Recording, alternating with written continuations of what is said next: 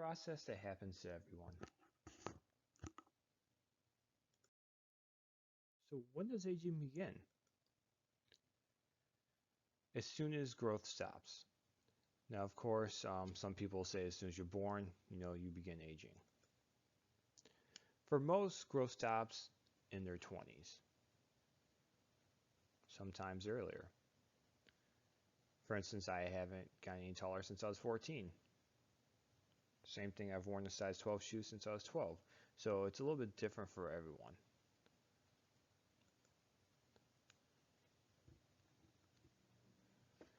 Primary aging is universal, normal changes that occur through time. So that'd be a nice vocab word to know. So primary aging is just natural aging, right? Everyone's going to do it. It's going to happen to everyone. As you get older, certain things are going to happen.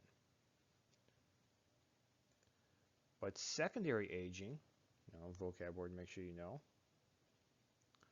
is changes that are caused by disease and your environment. All right, so this isn't natural. It's from things that you did to your body. It could be in your environment, your pollution, or maybe a job you had that was very hard on your body. It could be disease. If you've seen some people who have been like sick, it looks like they've aged 10 years and it's been 6 months. Your environment, a great example is when they show pictures of presidents when they take office and when they leave office, they've looked like they've aged 10 to 20 years because of the stress of the job. So stress can cause it. We've seen, if you look at pictures of twins, one that smokes and one that doesn't smoke, the one that smokes looks a lot older, right? Or maybe someone who does drugs, they look a lot older because of that secondary aging, what they're doing to their body.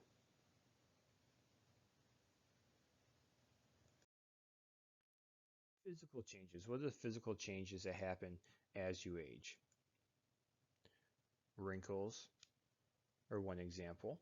All right, so your skin might start to become wrinkly. Of course, there's things you can do to help prevent that, but it's natural and it's going to happen, especially depending on how you've treated your body over time. Hair loss. Hair loss is something that happens naturally, and a lot of this is hereditary as well. Some people are more likely to lose hair than other people.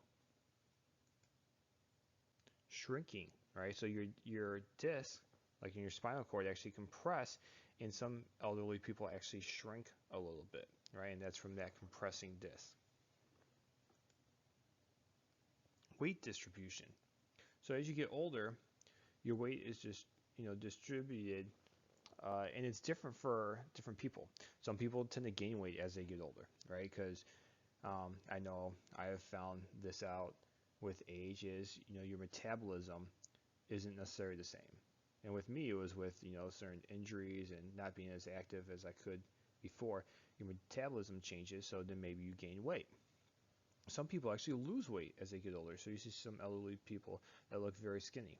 And other people, the weight just changes location, right? And so men and women are different. Women, their weight tends to go to their lower half of their body. Men, their weight tends to go to their gut and maybe their face and neck area. So, everyone is a little bit different, but we have some generalizations. So physical changes continued. Hearing loss is something else that happens with age. Usually for men, it starts in their 30s, and for women in their 50s. And so when we talk about hearing changes, especially 30s and 50s is pretty young, but we're really talking about the high pitched sounds.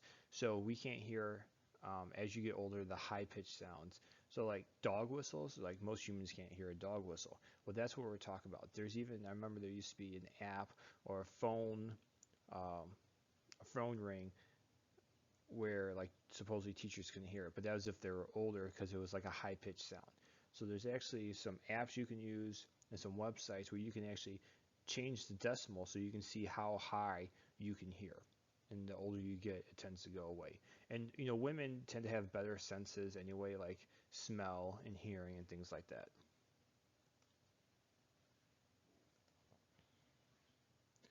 So like I just mentioned, as you get older, it's the higher frequencies that you can't can't hear.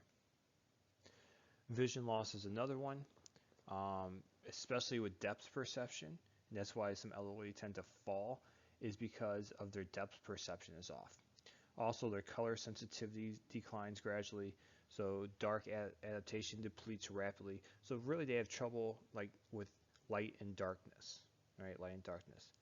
And the other thing is they say when you get into your 40s, everyone's going to need reading glasses.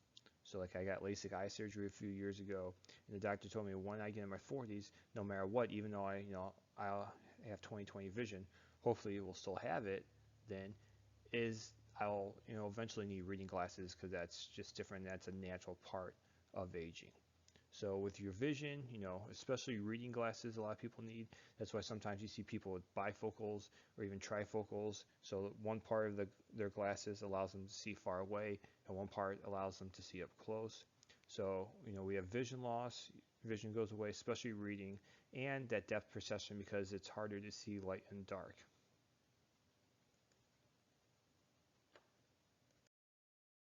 Cognitive changes. Overall, the elderly, they stay intellectually in shape, right? High mental functioning in old age. So as long as you're active, especially with your mind, most elderly have a high, mental functioning, right? Very intelligent. They don't lose brain cells rapidly. That's a misconception. We think of the elderly, or they get old and senile and things like that. That's, for the most part, not true of most elderly. Memories are harder to store and retrieve, but they are extremely wise and full of great stories and information. So they might have some cognitive, decline in certain areas. The memories are still there, but maybe because they're older, they have so many memories. Some are harder to store with all the other information they have in their brain, and it might be harder to retrieve. But if you've ever been around elderly people, they always have great stories to tell, right? And they still remember stuff from when they were like, children, telling stories of, walking up, a hill or a mountain, 3 miles in a blizzard to get to school, stuff like that. So they love telling stories. So the memories are still there.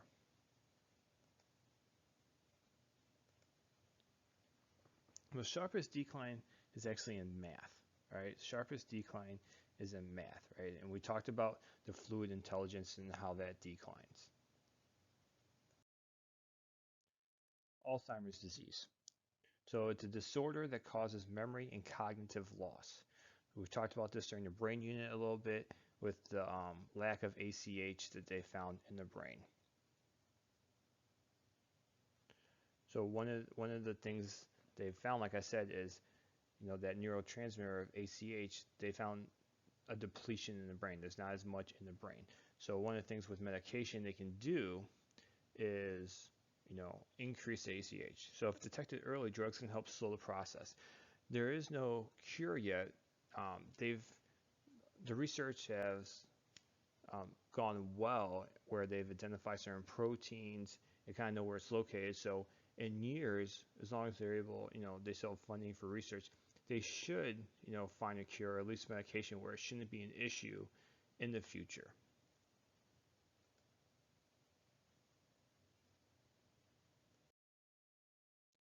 Emotional changes. Young people fear death more than old. Elderly fear the process, not the outcome, especially depending on what stage of Erickson they're in. Most elderly, they're not necessarily worried about dying, especially if they've lived a fulfilled life, right? So if they're in the integrity stage, but they feel the process, right? They don't want to lose their functioning, especially their cognitive functioning, physical functioning, right? They don't want necessarily people taking care of them and things like that. So it's the process is not necessarily dying, but it's having people to have to take care of them because they can't take care of themselves. The attitude is the determining factor in how a person deals with life and death, right? So the psychology, of it, and a lot of it has to do with the Erickson. What stage of Erickson are they in? So if they're in the integrity stage, then they tend to have a more positive outlook on the end of their life in dealing with death. Now, that's not always the case, but that's, generalization. And usually their attitude on, the end of their life is determined by how they live their life throughout. So if they lived a good life, um, and once again, that kind of goes to, if you did live that good life, then you're probably in that integrity part of Erikson's stage. If you've done all the things you wanted to do, if you fulfilled, your goals and things like that. So social changes. Most actually live on their own. A lot of times people think they don't, but they do. I remember my 95-year-old great grandmother still lived by herself until she died, in her own house, taking care of her own garden, still very active. A lot of elderly like to live in planned elderly communities. And because when they live in these communities, they're surrounded by people their own age, and so there's a lot of activities planned. So they actually stay very active. The hardest thing about getting old is actually losing friends and family around you. So the older you live is the more people you're going to see die around you. And socially, that is the hardest thing for them to deal with. So once again, socially, you think they just say it all the time, but actually the elderly are very active, right? So most of them are very active, and that is really what allows them to live long.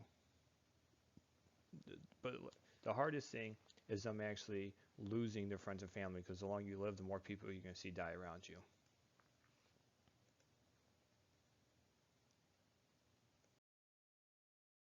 So the last thing we're going to talk about is the stages of grief on death or dying. All right, so according to Kubler-Ross, the progression of states of grief or death, there's 5 of them: denial, anger, bargaining, depression, and acceptance. So first stage when you're dealing with grief is, oh, I feel fine. This can't be happening to me, right? Not to me. You're in denial. So let's say, example is like, oh, let's say you just found out like you had cancer or something like that. You're like, oh, no, that's not true. I mean, I feel fine. This can't be happening. Not to me. Well, the second stage then is anger. It's like, why me? It's not fair. How can this happen to me? Who's to blame? Then you go to the bargaining stage. Oh, just let me see my children graduate. I'll do anything for a few more years. I'll give my life savings if. Right? And you see this stage a lot, like in TV shows, right? They start bargaining, or maybe you guys have done this before. Oh, I'll do this if this. Usually the case is if you bargain and let's say it comes out the way you want to. A lot of times people never fulfill their bargain. The fourth stage is depression. Right? I'm so sad. Why bother with anything? I'm going to die. What's the point? I miss my loved one. Why go on, right? So you get to that depression stage, just kind of give up, that learned helplessness. And the last stage is acceptance. Right? It's going to be okay. I can't fight it. I might as well prepare for it. So you realize, it's going to happen, and you've accepted the death.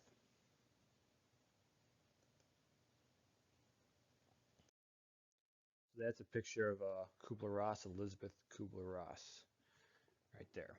Right? And so remember the stages of death and dying: denial, anger, bargaining, depression, and then finally acceptance if you go through all 5 stages.